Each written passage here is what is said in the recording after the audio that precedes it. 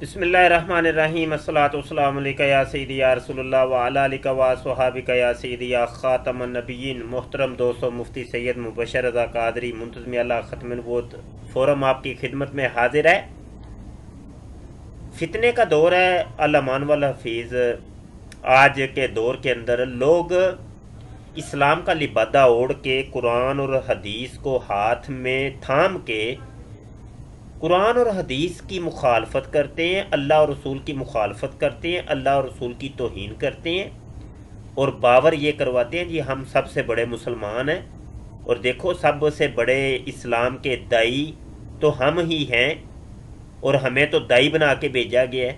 الامان والحفیظ، اللہ پاک اس فتنے کے دور سے ہمیں محفوظ رکھے، ان فتنوں سے ہمیں محفوظ رکھے۔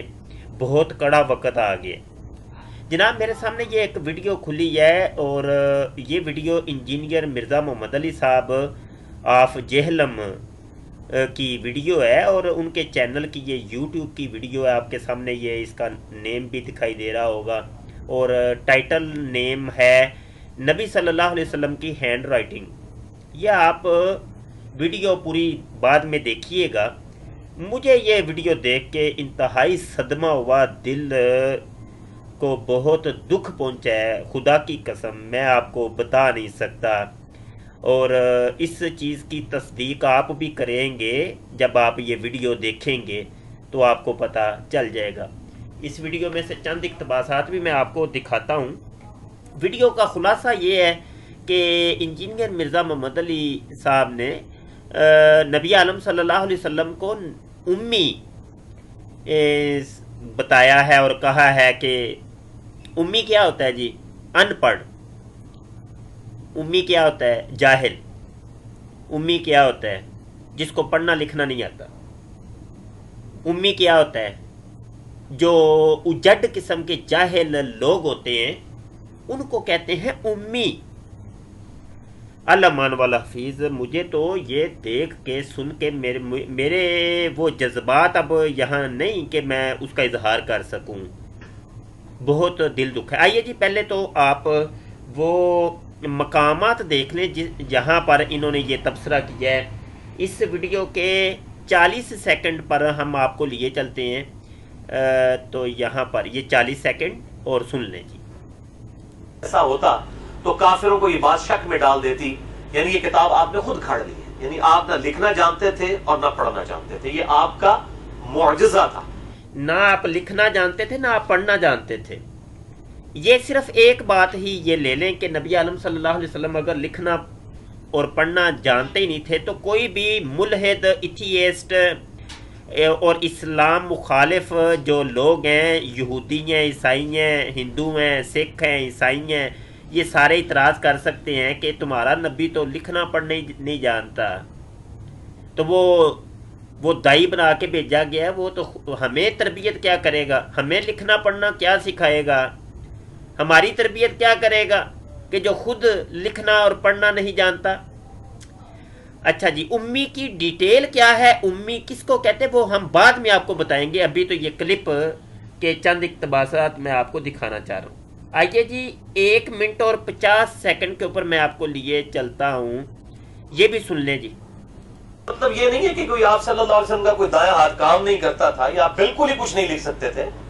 یعنی ظاہر ہے کہ ایک عام بھی سمجھدار آدمی جس نے پہلے کبھی کوئی چیز نہ لکھی ہو، اس کے ہاتھ میں بھی اگر آپ بال پوائنٹ پکڑا دیں تو وہ بھی کچھ نہ کچھ تو لکھ ہی لیتا ہے دیکھ کے۔ اس درجے تک آپ صلی اللہ علیہ وآلہ وسلم بھی لکھ لیا کرتے تھے۔ اور ایک جی جناب، عام سمجھدار آدمی کے ہاتھ میں بھی اگر قلم پکڑا دیا جائے جس نے پہلے کبھی نہیں لکھا پڑھا، جو بالکل ان پڑھ ہے، تو وہ بھی کچھ نہ کچھ لکھ لیتا ہے، اور اس درجے کا نبی عالم صلی اللہ علیہ وسلم بھی کچھ نہ کچھ لکھ لیتے تھے۔ یہ الفاظ نوٹ کریں، اس درجے کے، ٹھیک ہے جی۔ یہ دوبارہ کوئی چیز نہ لکھی ہو، اس کے ہاتھ میں بھی اگر آپ بال پوائنٹ پکڑا دیں تو وہ بھی کچھ نہ کچھ تو لکھ ہی لیتا ہے دیکھ کے۔ اس درجے تک آپ صلی اللہ علیہ وآلہ وسلم بھی لکھ لیا کرتے تھے۔ اس درجے کا وہ تشبیہ کس سے دی ہے، تمثیل کس سے دی ہے؟ وہ ان پڑھ جاہل سے۔ استغفر اللہ، نقل کفر کفر نہ باشد۔ یہ میرے نزدیک بہت بڑی توہین ہے، بہت بڑی گستاخی ہے۔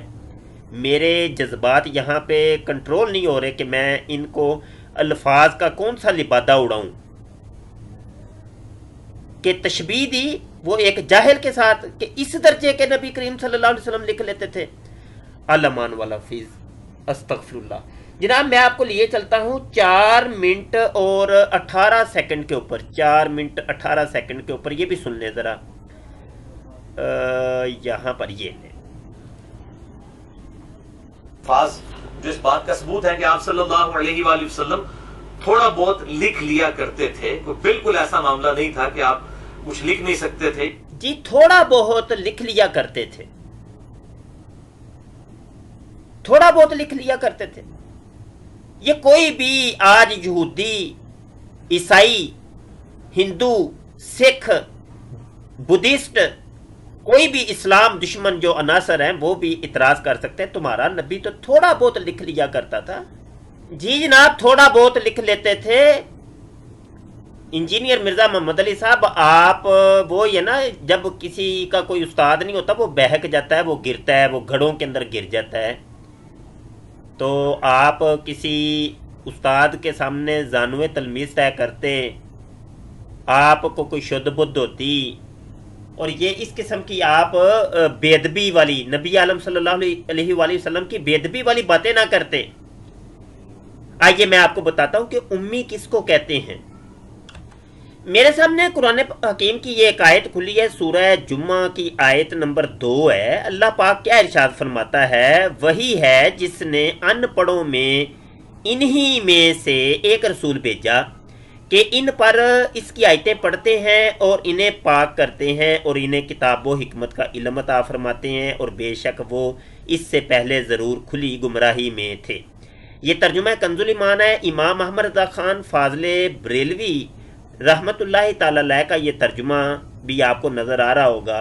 یہاں پر دیکھیں هو الذی بعث فی الامیین رسولا، امیوں کے اندر سے ایک رسول بھیجا، امیوں کے اندر. اب دیکھیے گا، اب یہ امی تو وہ مشرکین مکہ سارے تھے اور وہاں نبی عالم صلی اللہ علیہ وآلہ وسلم کی پیدائش مبارک سے پہلے جو مکہ کے حالات تھے وہ کسی سے ڈکے چھپے نہیں ہیں کہ شرک ہوتا تھا، بت پرستی ہوتی تھی، لوگ اندھیروں کے اندر ڈوبے ہوئے تھے، جہالت کے ڈیرے تھے.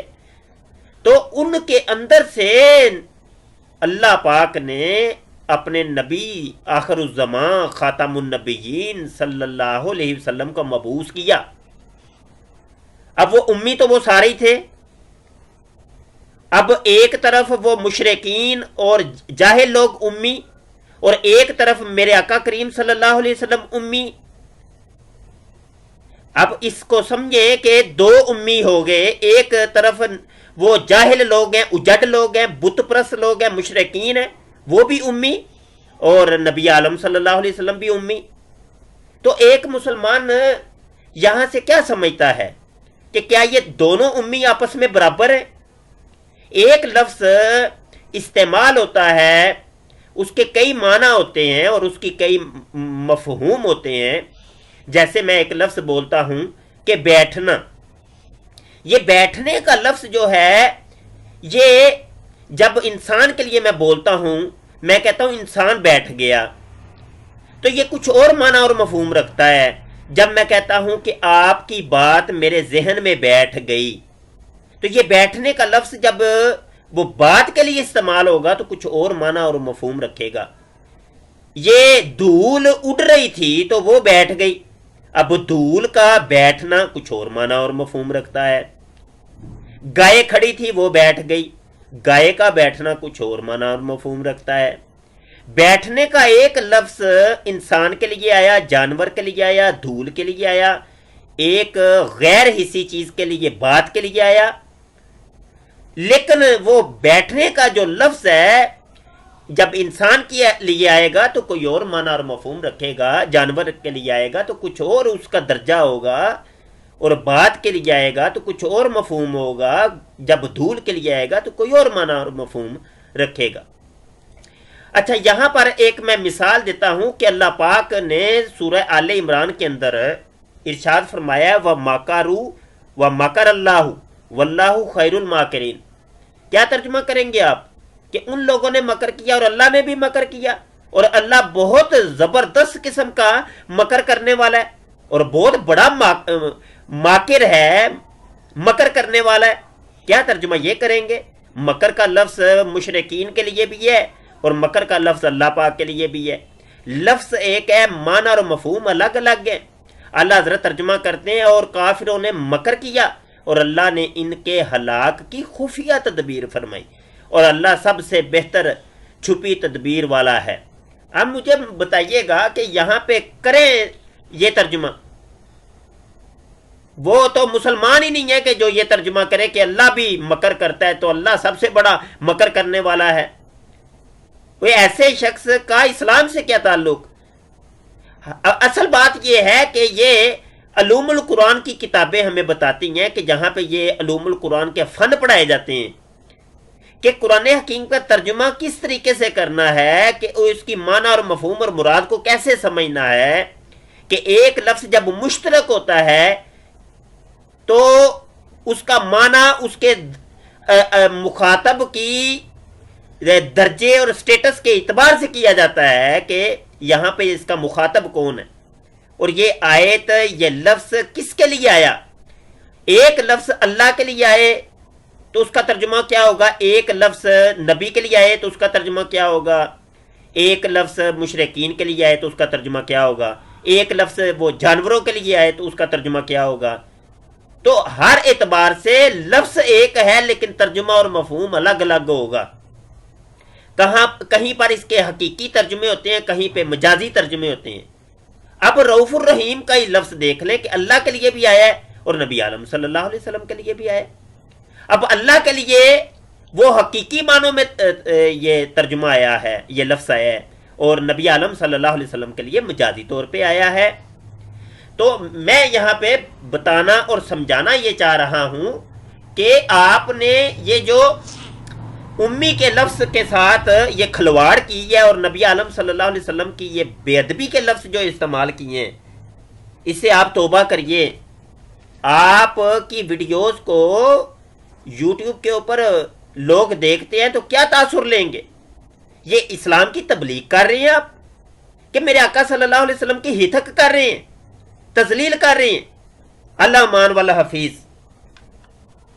امی کا لفظ کا ترجمہ جو ہے اور مفہوم جو ہے، یہ مفسرین نے، شارحین نے، مترجمین نے یہ کیا ہے کہ جس کا دنیا کا کوئی استاد نہ ہو، جس کو اللہ نے ہی پڑھایا لکھایا ہو، جو اللہ کے پڑھانے اور لکھانے سے وہ پڑھائی بھی جانتا ہو اور لکھائی بھی جانتا ہو، وہ سب کچھ جانتا ہے، بلکہ وہ سب دنیا کے ہر بندے سے افضل جانتا ہے وہ لکھنا پڑھنا. میرے آقا صلی اللہ علیہ وسلم تو دنیا میں ایسا کوئی شخص ہی نہیں تھا کہ جتنا کمال لکھنے میں میرے آقا کریم صلی اللہ علیہ وسلم رکھتے تھے، اور جتنا پڑھنے میں کمال میرے آقا کریم صلی اللہ علیہ وسلم رکھتے تھے، ایسا دنیا میں کوئی فرد ہی نہیں تھا. یہ ہے اصل میں معجزہ. یہ ہے معجزہ جو آپ کہہ رہے ہیں کہ وہ جہالت، اس کا ترجمہ استغفر اللہ نہ پڑھ، اس کا ترجمہ ہے تو یہ معجزہ ہے. یہ معجزہ نہیں ہے. اس سے آپ رجوع کریں، توبہ کریں. اعلانیہ گناہ کی اعلانیہ توبہ ہوتی ہے. اور کس قسم کے آپ نے بے ادبی کے الفاظ بولے ہیں. الامان والحفیظ. وما علینا الا البلاغ.